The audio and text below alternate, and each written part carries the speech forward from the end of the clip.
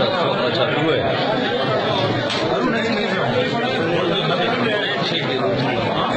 चिंता भी है ये जरूरी है। आपने खाना नहीं खाया?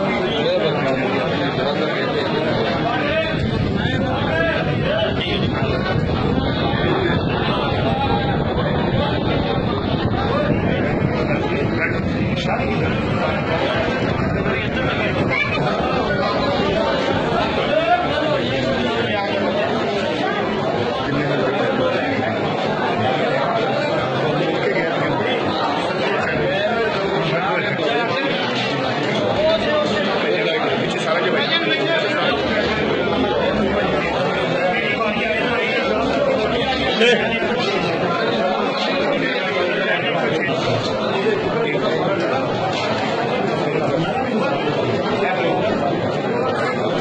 सेम ऑडियो हो रहा है क्या?